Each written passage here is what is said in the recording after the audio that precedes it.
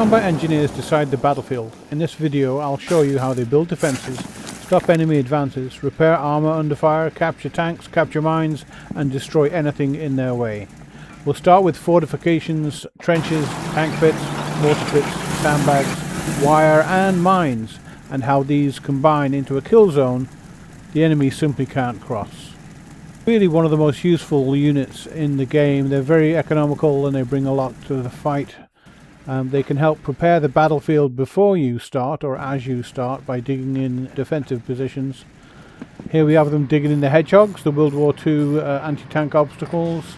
That's just one of their many obstacles that they can produce. Not just building defensive positions, but also creating positions like this that help turn the enemy and get their side-on armour to face you. They can also emplace mines. If you put mines in the right places, that can do a lot of damage as the enemy goes around the tank spikes here. You see I've got them all set up to go for the edge, or the left-hand edge of these tank spikes, where they'll run into the mines. An engineer can only carry so many mines. You'll see that they have 100 supply points, and when you run out of those supply points and mines, they can't emplace them anymore. So be careful where you place them and be very economical.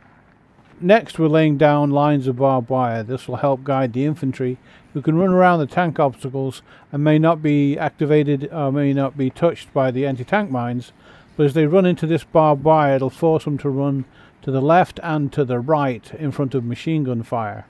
So we're layering the anti-tank obstacles with the mines, with the barbed wire, to help turn the enemy so that they're side on and slowed down inside the kill sack. Here you can see we have the anti-tank obstacles laid out from left to right as the enemy comes from the bottom of the screen. They'll either turn left or right and hopefully the vehicles will hit mines. Once they've done that, the infantry will be trapped by the barbed wire and go around the barbed wire. It does get blown up pretty easily, but once they get turned by all this, they'll be facing into the friendly position up there where the tanks and infantry and artillery are raining hell down on. Here's a quick shot for after the battle showing you how well it worked. You can see there's the smokestacks going up there as the vehicles got hit. You can't see the infantry bodies, but you can definitely see that the whole tactic of shaping the battlefield with the engineers worked very well, and that was all done pre-battle. So they're very, very economical, and they do much more than just set up defensive positions. This engineer is repairing a tank under fire, so the tank crew doesn't have to get out. They can stay in and do their job while the engineer comes along in cover and fixes the tank for them from the outside. Use a lot of engineers. A lot of engineers get killed doing this, but when you're in the fight, you've got to keep that tank up and running. This guy's doing a great job. This engineer has found an enemy Panther tank and he's repairing him. They can repair enemy tanks and capture them and use them. I probably wouldn't use an engineer very often unless I was short on men. To crew it, I'd bring along spare crew for that.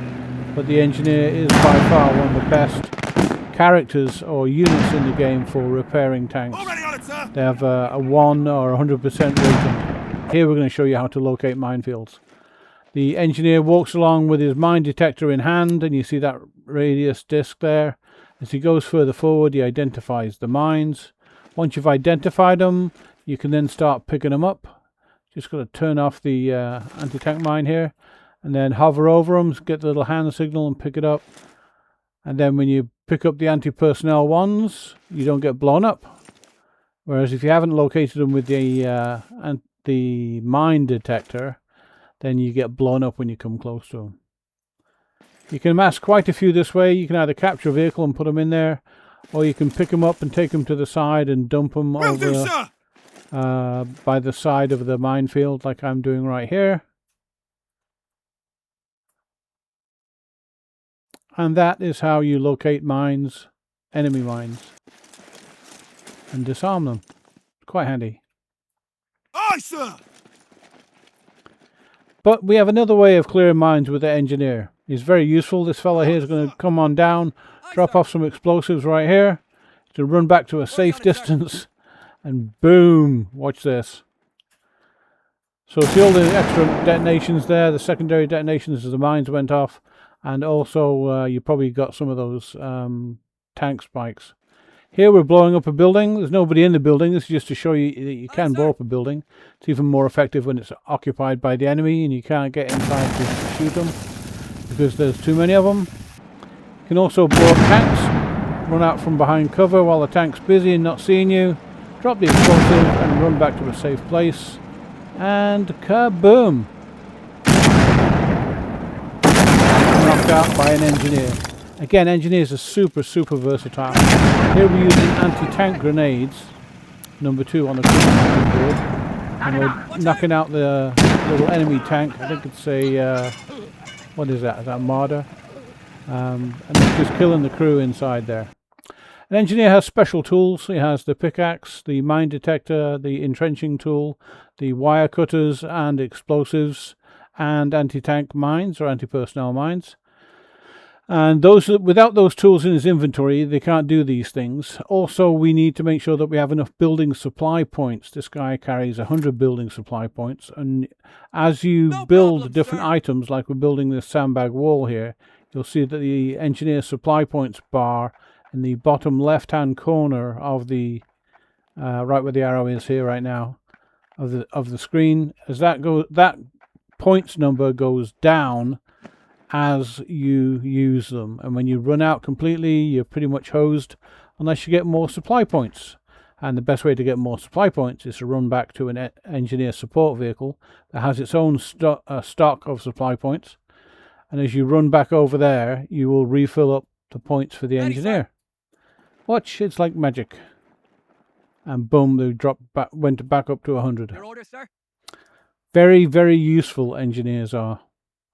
Also, the engineer's supply trucks have mines, explosives, spare pickaxes, spare toolkits, which also the engineer can use to repair stuff. And here we're just doing a quick recap. Don't forget, we can build defenses for tanks and infantry. We can build obstacles, wire to guide the or to turn the infantry, and we can destroy obstacles that get in our way. So the engineer really is extremely versatile.